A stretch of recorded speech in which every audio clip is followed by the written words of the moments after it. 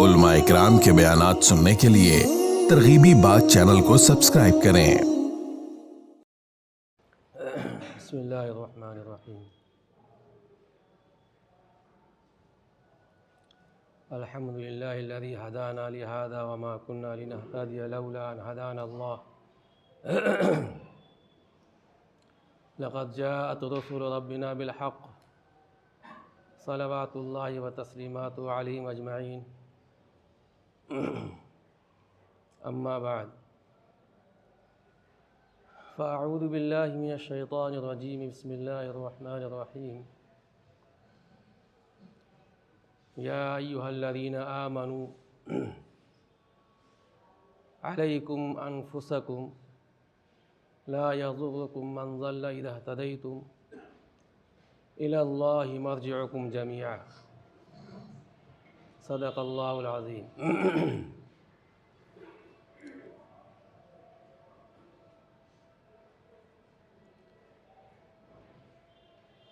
حاضرین مجلس، محترم بزرگوں، دوستوں، ساتھیوں،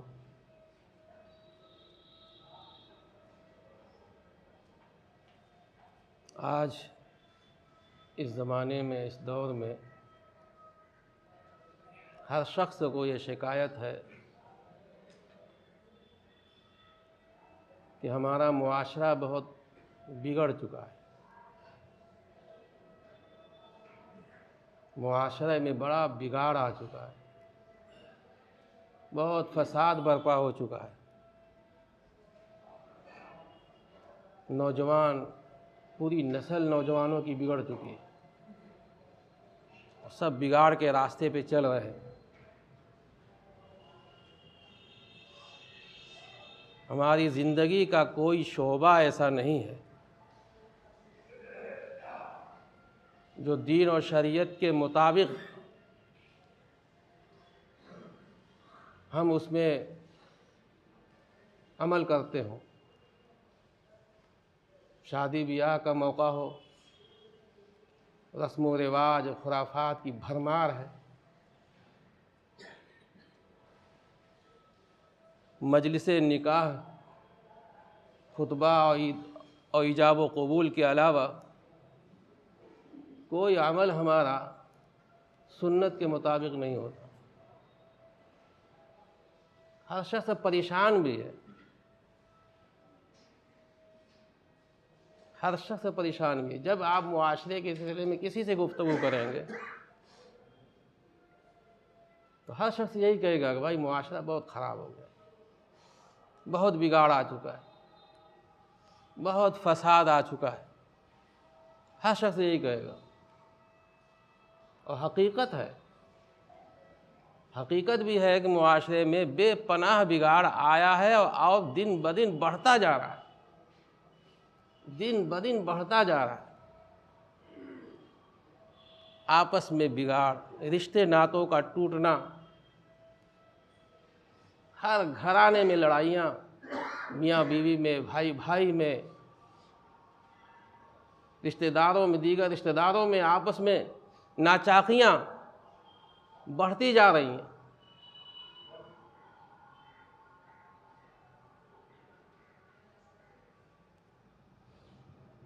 اللہ کا سب سے بڑا حکم جو نماز ہے، اور قیامت کے میدان میں سب سے پہلے نماز کے بارے میں پوچھو گی، اس کا کیا حال ہے؟ 80-85%، 90%، کہیں اس سے بھی زیادہ لوگ بے نمازی ہیں۔ مسجدیں ویران اور بازار ہمارے آباد۔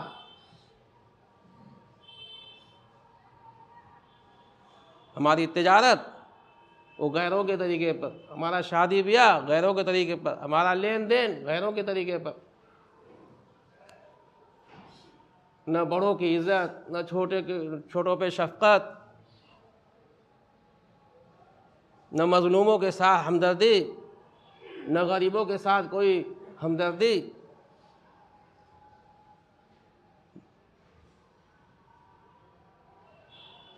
تو واقعہ یہ ہے کہ ہمارے معاشرے کے اندر بے پناہ بگاڑ ہے، اور یہ بگاڑ بڑھتا جا رہا ہے۔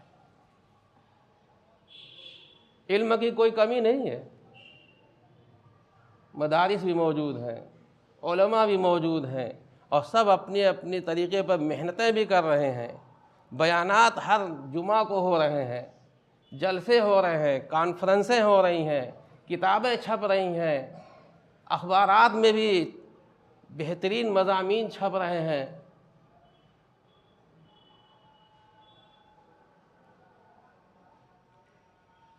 لیکن کمی کیا ہے؟ آخر معاشرے کے عقائد فساد دور کیوں نہیں ہو رہا ہے؟ اصلاح ہو کیوں نہیں رہی ہے؟ سوال اصل یہ ہے کہ اصلاح کیوں نہیں ہو رہی ہے، اور ہر شخص چاہتا ہے کہ اصلاح ہو جائے، پھر اصلاح کیوں نہیں ہو رہی ہے؟ یہ بہت بڑا سوال ہے۔ اصلاح معاشرہ کی کمیٹیاں، بڑی بڑی تنظیمیں بنی ہوئی ہیں، اصلاح معاشرہ کی کمیٹیاں بنی ہوئی ہیں، ان کمیٹیوں کے دورے ہو رہے ہیں، جلسے ہو رہے ہیں، لوگوں کو سمجھانا بجھانا ہو رہا ہے۔ تو محنت کی اور کوشش کی کمی نہیں ہے، نہ علم کی کمی ہے، نہ کوششوں کی کمی ہے، پھر بھی اصلاح نہیں ہو رہی، اور فساد دن بدن بڑھتا جا رہا ہے۔ آخر اس کی وجہ کیا ہے؟ اس کو بھی ہم اللہ کے کلام کے اندر اس کی وجہ ڈھونڈیں، اور اللہ کے رسول صلی اللہ علیہ وسلم کی احادیث کے اندر اس کی اصل وجہ ڈھونڈیں، تو ہمیں وہاں سے وہ وجہ مل جاتی ہے۔ در حقیقت ہمارا جو طریقہ کار ہے نا، یہ طریقہ کار ہی غلط ہے۔ معاشرے کی اصلاح ایسے ہوتی ہی نہیں۔ خود رسول اکرم صلی اللہ تعالی علیہ وسلم کو جو حکم دیا گیا، سب سے پہلے جو حکم دیا گیا تو یہ کہ وَأَنذِرْ عَشِيرَتَكَ الْأَقْرَبِينَ، اپنے گھر والوں سے اصلاح و تبلیغ شروع کیجئے، اپنے قریب ترین رشتہ داروں کو اللہ کے عذاب سے ڈرائیے۔ وَأَنذِرْ عَشِيرَتَكَ الْأَقْرَبِينَ، سب سے پہلے آپ صلی اللہ علیہ وسلم نے جو جمع کیا تو قریش کو جمع کیا، مکے میں محنت کی، اپنے خاندان میں محنت کی، بنو ہاشم میں محنت کی، پہلے بنو ہاشم کو جمع کیا صفا پہاڑی پر، اور وہاں تبلیغ کی۔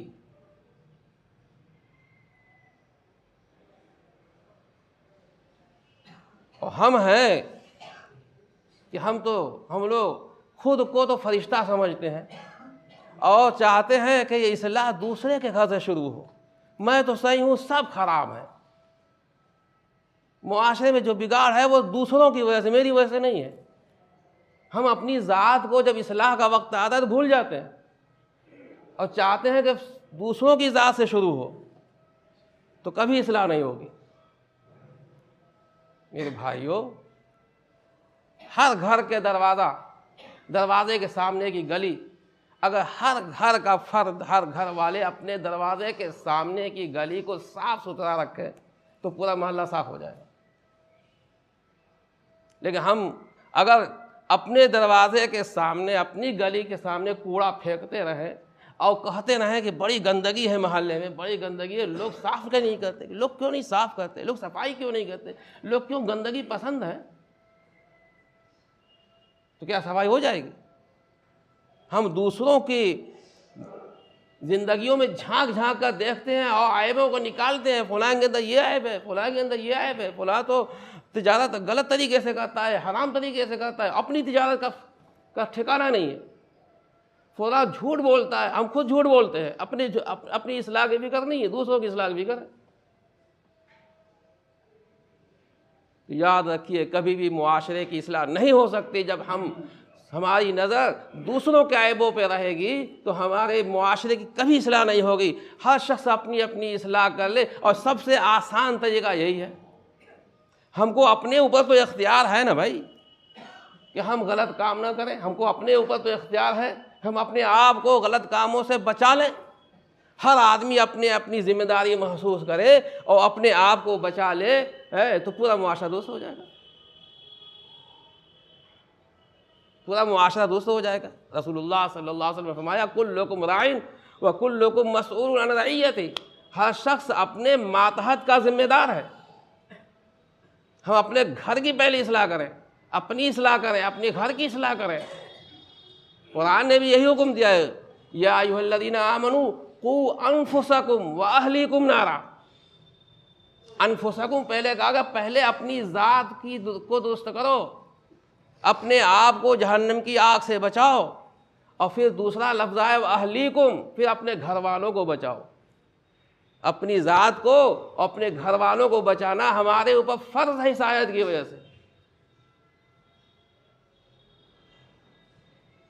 خود ہمارا اپنا ٹھکانہ نہیں ہے، اپنی اولاد کا ٹھکانہ نہیں ہے، ہم دوسرا پورے معاشرے کی شکایت کرتے پھر رہے. کبھی اصلاح نہیں ہو سکتی. قرآن نے کتنا بہترین لفظ استعمال کیا ہے، اپنے آپ کو اور اپنے گھر والوں کو آگ سے بچاؤ، آگ سے. ہم کہتے ہیں کہ بھائی ہم تو اپنے بچوں سے کہتے ہیں کہ نماز پڑھو، لیکن نہیں پڑھتے، کیا کریں. صرف نماز پڑھو نماز پڑھو نماز پڑھو چلانے سے نہیں ہوگا، اس کی ہر ممکن تدبیر کرنا ہوگا. جس طرح سے آگ سے بچا، اگر گھر میں آگ لگ جائے تو کیا کریں گے؟ خالی کہیں گے کہ نکلو نکلو گھر سے نکلو، آگ لگ، خالی نکلنے کے لیے نہیں. آپ آگ بجھانے کی بھی کوشش کریں گے، پانی پھینکیں گے، باہر سے لوگوں کو چیخ چیخ کر بلائیں گے کہ بھائی میرے گھر میں آگ لگ گئی ہے، بجھاؤ. کیسے بجھے گی؟ ایک ایک سامان کو، ایک بچے کو پکڑ پکڑ کے باہر پھینکیں گے اور خالی کہتے رہیں کہ آگ لگ گئی آگ لگ گئی، نکل جاؤ نکل جاؤ، تو آگ نہ بجھے گی اور نہ کوئی بچے گا، سب جل کے راکھ ہو جائیں گے. ہم کتنی کوشش کرتے ہیں، ہم کتنی کوشش کرتے ہیں اپنے بچوں پر کہ نماز پڑھیں، کتنی کوشش کرتے ہیں، کتنی کوشش کر رہے ہیں جتنی کہ آگ سے بچانے کی کوشش کرتے ہیں. اللہ تعالیٰ یہ نہیں فرمایا کہ گناہ سے بچاؤ، یہ فرمایا آگ سے بچاؤ.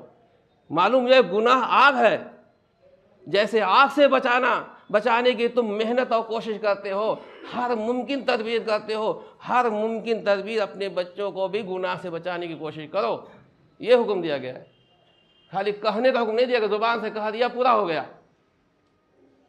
پکڑ پکڑ کے کھینچ کھینچ کر لانا پڑے تو کھینچ کھینچ کر لاؤ، سمجھانا پڑے سمجھاؤ، ڈانٹنا پڑے ڈانٹو، مارنا پڑے مارو. یہاں تک کہا گیا ہے کہ 7 سال کا بچہ ہو جائے تو نماز کا حکم دو، اور 10 سال کا ہو جائے نہ پڑھے تو مارنے کا حکم دیا گیا ہے. مار مار کے پڑھاؤ. دنیا کا کوئی نقصان ہو جائے، کوئی کام ہمارا بگڑ جائے، 150 کا 500 1000 کا بچہ نقصان کر دے تو ہم پیٹ دیتے ہیں، ناراض ہوتے. اتنا بھی ہم نماز چھوڑنے پر نہیں ناراض ہوتے.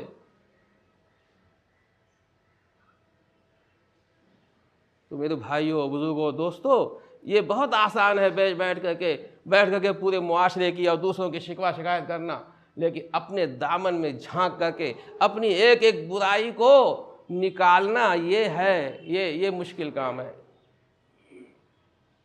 حالانکہ نہایت آسان ہے، لیکن ہمارے لیے ہم نے یہ کام کبھی کیا نہیں، اسے مشکل بنا ہوا ہے.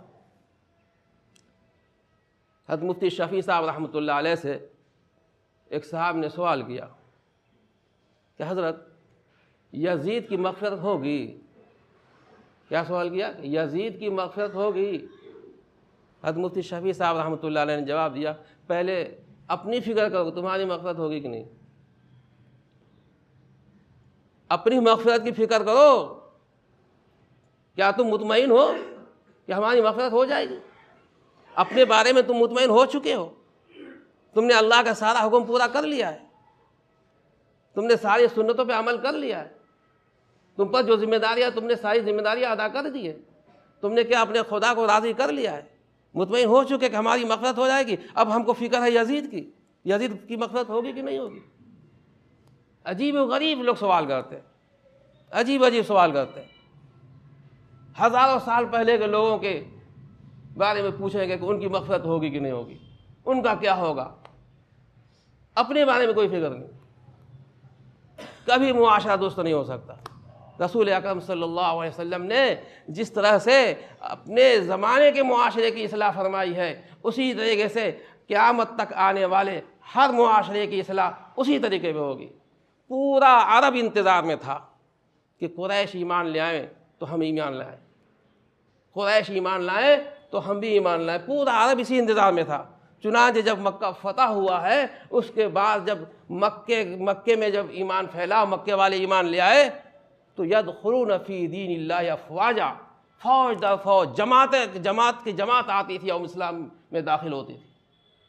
کیوں؟ اس لیے کہ گھر کی پہلے اصلاح ہوئی تو باہر کی اصلاح خود بخود ہو جائے گی. باہر کی اصلاح ہو جائے گی۔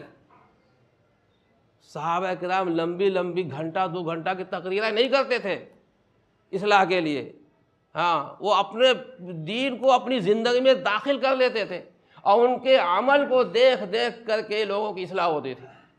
اچھا مسلمان ایسے ہوتے ہیں، ایسے ہوتے تو پھر بہترین اسلام ہے، لوگ قبول کر لیتے تھے۔ آج بھی دنیا پیاسی ہے، آج بھی دنیا پیاسی ہے۔ قطر میں یہ فیفا ورلڈ کپ چل رہا ہے، ایک عمل کہ تلاوت قرآن سے اس نے اس ٹورنامنٹ کا آغاز کر دیا، پتہ چلا کہ کئی سو لوگ مسلمان ہو گئے۔ ایک عمل کیا کہ تلاوت سے شروع کر دیا۔ کیا وہ پورا ٹورنامنٹ جو ہو رہا ہے کیا سارا کا سارا ایک دم سنت طریقے پہ ہو رہا ہے؟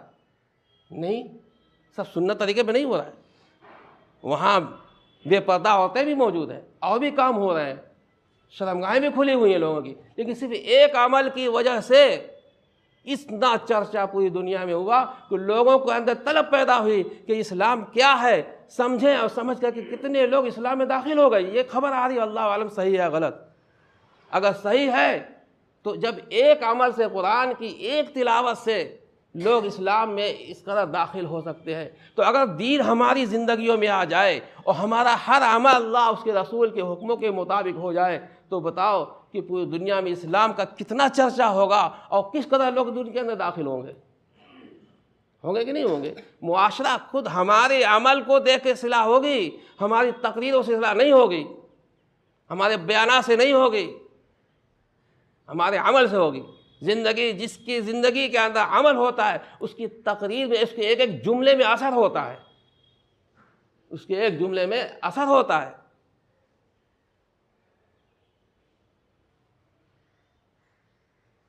میرے بھائیوں، بزرگوں، دوستو، عملی زندگی میں جب تک دین نہیں آئے گا، نہ ہمارا مسلمانوں کا معاشرہ درست ہوگا اور نہ ہمارے اسلام کی دعوت جو ہے دوسروں تک پہنچے گی، اور ہم اسی گمراہی میں بھٹکتے رہیں گے اور ہم پریشان بھی رہیں گے، پریشان خود رہیں گے۔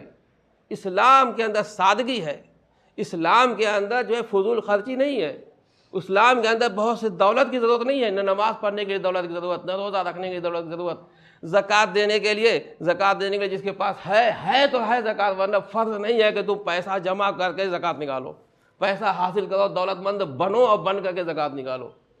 پیسہ ہے تو حج واجب ہے، حج فرض ہے، ورنہ نہیں ہے۔ کتنا آسان اللہ تعالیٰ نے نگاہ کیا، ہم نے ان کو مشکل بنا دیا ہے، ہم نے اس کو مشکل بنا دیا ہے۔ دنیا کی لالچ میں جھوٹ بول بول کر کے ہم تجارتیں کر رہے ہیں، اور خدا کی قسم ہماری تجارتوں میں جو برکتی ہے اسی دھوکہ دھڑی اور خیانت اور بددیانتی اور جھوٹ بولنے کی وجہ سے۔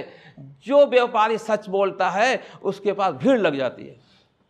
آج بھی اس گئے گزرے دور میں غیر مسلم سچ بول کر کے صحیح تجارت کر کے ترقی کر رہے ہیں، اور مسلمان جھوٹ بول کر کے، دھوکہ دے کر کے اور ٹائم پر پیسے پیمنٹ نہ کر کے لوگوں کا بھروسہ کھو رہا ہے، اعتماد کھو رہا ہے، اور لوگ اس سے تجارت کرنے سے گریز کر رہے، بھاگ رہے ہیں۔ اس لیے وہ بجائے ترقی کرنے کے نیچے اتر رہا ہے، تنزلی پر جا رہا ہے۔ جو اخلاق ہمارے تھے وہ دوسروں نے اپنائے اور ترقی کر گئے، اور ہم ان اخلاق کو چھوڑ کر اور ضلالت اور گمراہی اور جو ہے پریشانیوں کی دلدل میں جا رہے ہیں۔